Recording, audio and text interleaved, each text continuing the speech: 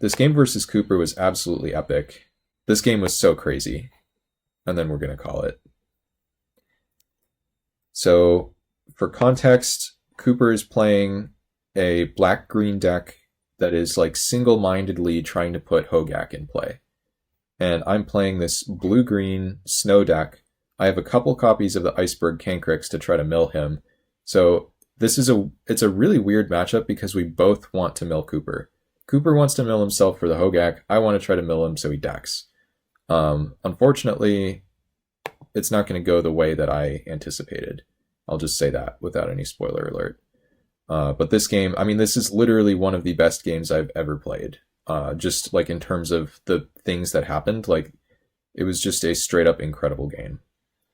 So we play Mirrodin Besieged here, which is going to be a huge part of what's going on. We're looting end of turn every turn because of the Mirrodin Besieged, so we have to figure out what we're pitching. At this point I pitched the Moonblade Shinobi. Cooper's digging into his deck. He's the Ransack the Lab to look at the top 3, put 1 into hand and the rest into graveyard. And he has these 3/3s, which thankfully cannot attack into my Frostwalla, which pumps itself to 4/4. So I know the game replay things goes kind of fast, but hopefully we're mostly able to keep up. And he doesn't have Hogak yet, because he could always just cast it if he did. So here, I'm just looting away excess land. I'm trying to find white mana, because I have 2 white exile effects on the splash. I have Winds of Abandon and Settle Beyond Reality. And if I find white mana for those, then I'm basically safe against Hogak, because Hogak does not like to be exiled. Alright, and the opponent has Trumpeting Herd, which is going to prompt me to play my Mana War here. And then I also have String, which if I want to, I could play that. Oh, and we do find the white source now. So if I needed to, I could String, bounce my Mana War to replay it to clear the other elephant, but I don't think that that's going to be necessary. And now Venomous Changeling, which, you know, is just a 1/3 and I'm at 18 life, so it's not looking terribly threatening. And here we're going to play Excavating Anurid, sack a thing, draw a card. We're just trying to find our crabs for the most part. I have to loot away Snow Island, which is a little bit awkward, but not the end of the world. And he gets in for 1. We can't really do anything about this. And then he's going to play a Twin Silk Spider, which not a huge deal or problem. At this point, I'm playing the Snow Forest, so note that normally it's good to hold the land in hand to be able to loot it away to the Mirrodin Besieged, but in this spot, he now has like a pretty large number of attackers. I only have 3 blockers. I want to be able to hold up Blizzard Strix, which is 5 mana, and either String or the pump on the Frostwalla, so in other words, I need all 6 lands in play. So I'm going to discard this second Frostwalla. And then he's going to Ransack, and then I think this is the turn where he goes for this attack. Or wait, no, I guess he's not going for it yet. I guess, oh yeah, this is the Rot Widow Pack turn. So he casts Rot Widow Pack, I counter it with Spell Snuff. He's got 5 cards in library, by the way, so already at this point, he's getting quite close to decking. So we'll keep an eye on that. So he needs to start trying to figure out how to kill me, so of course he's going to go for a big attack, right? Can only wait so long with this. Except it's really not going to go well for him. This attack, well, yes and no. I mean, on the face of things, I get to play the Blizzard Strix, which comes in. It blinks out the Elephant token. Elephant token's gone forever. Now I go to blocks, and he has multiple 3/3s that are attacking into my bigger board. So I get to eat 2 1/2 spiders, take only 4 damage. Like, it looks like I'm eating 4 of his creatures right now. So it looks like this went extremely well. Except, unfortunately, he does have post-combat Crypt Rats. And he has Crypt Rats X is 1, which is exactly enough to kill everything but my Anurid. So I have Anurid left versus Changeling and a Nimble Mongoose, which, I mean, I couldn't really... It did cross my mind, actually, that he could have had Crypt Rats, but I didn't think I could play around it. Alright, and then here, we're just going to send with the Excavating Anurid. He's not going to block. He'll take 5. We're going to play our own Trumpeting Herd, which looks pretty good. And then I think we're going to loot away Choking Tethers. Yeah. So now Glacial Revelation. So well, we'll figure it out in a second when we get to our turn, but Glacial Revelation is most likely threatening to kill him. The Venomous Changeling, the best trade for me that I have is just trading this with an Elephant token, so I'm going to block. And then it's going to return from Extinction, gets the Rot Widow pack back, and plays it, I think. Yeah, so this is going to be an issue, unfortunately. Oh, and then now it's time for Hogak as well. So this is really interesting because we both sort of got really unlucky here. Cooper got really unlucky because it took him until he had 3 cards in library in order to find the Hogak, which, granted, like, I did have the exile effect, so it wouldn't have been a huge problem. On the other hand, I got really unlucky because I have 2 crabs in my deck that can mill him. And I've been through the top 25 cards in my library. I haven't seen them so far. We're about to see me get even a little bit unluckier. So he plays Hogak, and my first thought here is, oh, I can just play the Settle and exile this. But then my second thought is that's going to tie up a lot of my mana. And if I can Glacial Revelation into Crab plus Snowland, I basically just win, right? Because I have enough mana for all those things, and I can just string now and figure out the rest later. I think even with the other line, I mean, I don't know if I needed to string now, but basically I do have to string if I want to cast the Glacial Rev. So now we do Glacial Rev. Unfortunately, it's horrible. We find 1 Snowland, and we find 5 non-snow cards. So with 14 cards, that means in the, well, I'll just let this resolve. I think, yeah, so with 8 cards left, 2 of them are my crabs. We still have a Winds of Abandon in the deck as well. So now I have to play Watcher for Tomorrow, which this part isn't so bad because I have Settle Beyond Reality with Watcher for Tomorrow, so I get to blink this, probably, and put whatever card I find into my hand. Unfortunately, I find both crabs and Winds of Abandon. So the rest of the cards go to the bottom of my library, I think in a random order. But I'm going to choose the Cancrix here. I'm going to attack for 5.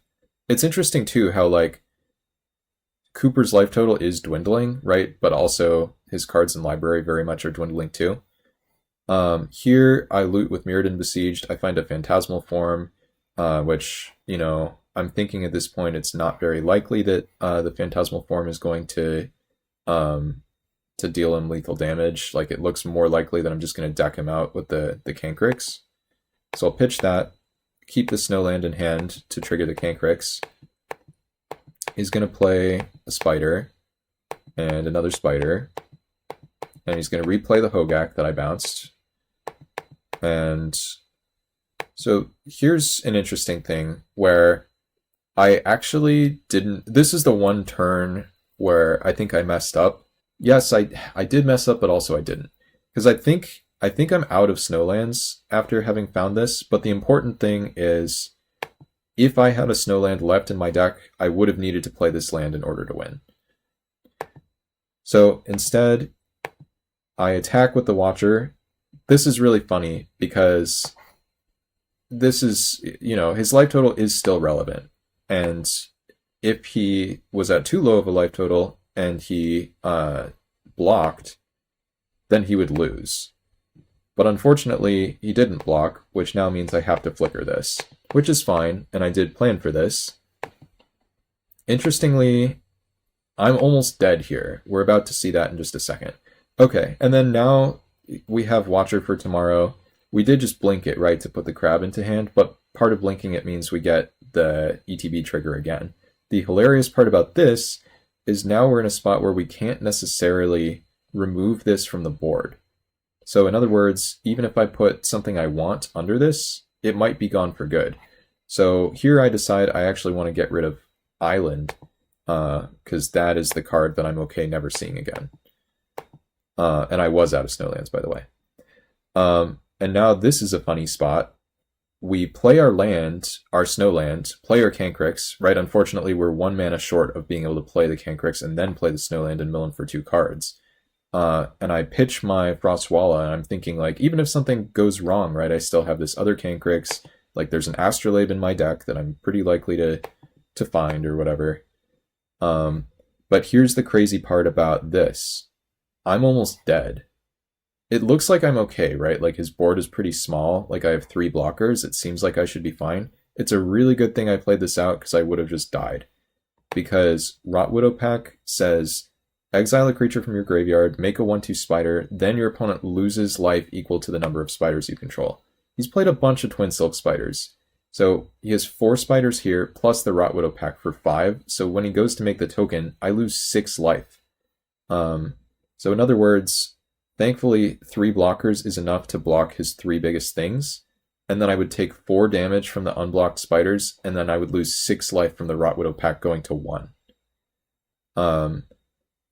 So that is pretty crazy. So I'm thinking, wow, I'm going to be just in time to mill him, right? I'm going to play my Cancrix, I'm going to mill him to 0 cards. And then I realize, as he doesn't attack with the Rot Widow Pack, that he could win on his upkeep.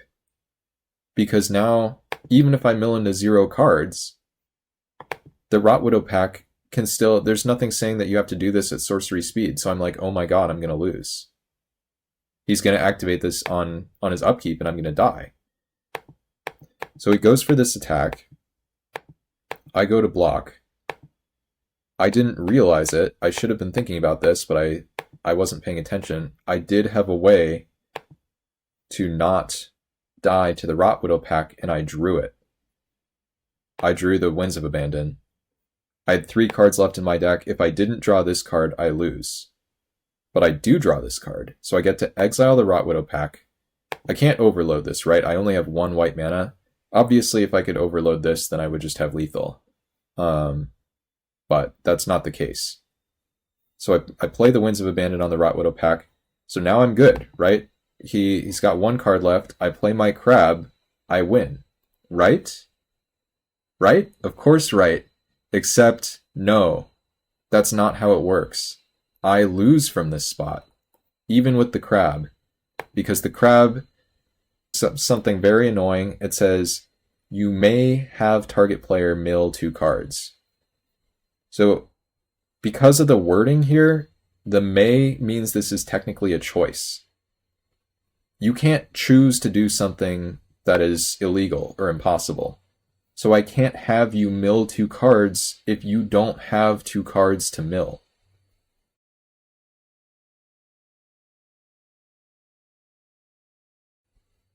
This is something that's been coming up for people all week, where it's like, they play the Cancrix, their opponent's at 1 card, they try to deck them, and then they can't. Because that's not what the Cancrix, that's not how it works. So I play this absolutely epic game where we're both trying to mill Cooper, we both don't find the cards that we're looking for until the end of the game, we're both in the red on clock, this is game 3, and somehow I'm alive at 1 life, he's alive because I'm off by 1 mana on my Cancrix turn, and then now I target him with the mill, and nothing happens. And that's where I go to the chat and I'm like, I must have misclicked. And then I just thought that I punted. Because the crazy thing about this is I don't lose to his board. So I hit him for 5 here. I lose to my own Mirrodin Besieged. So Mirrodin Besieged, end of turn, is going to loot this Astrolabe and then discard it. And then he just passes the turn. And now we are... this is the final board state. We are both here. 0 cards in library. No one can deal damage to the other player. The only thing that happens here is this thing forces me to loot, and then I die. It is, I think, literally the craziest, like, most epic game I've played. Where it's like, you cannot tell who's going to win. We both have empty decks. We both played this game perfectly. The only thing I could have done differently is I could have counted my snowlands in my deck and then made my land drop for sure. So just an absolutely insane game. And I lost. I just lose. um, so I think that was the highlight of the format for me, because I mean that's just absurd. Just everything about that was absurd. There's the point where I'm at 1 life effectively. He's at 0 cards. I try to mill him. I can't. I have to exile for the Hogak. It doesn't matter. Like, yeah. Anyway, just a really, really, really crazy game. But also really fun. And when I figured out that I didn't misclick, then I was much happier with with what happened. But yeah. Anyway, hopefully you guys have enjoyed. I would assume that not many people have watched games like this before, because I sure haven't. So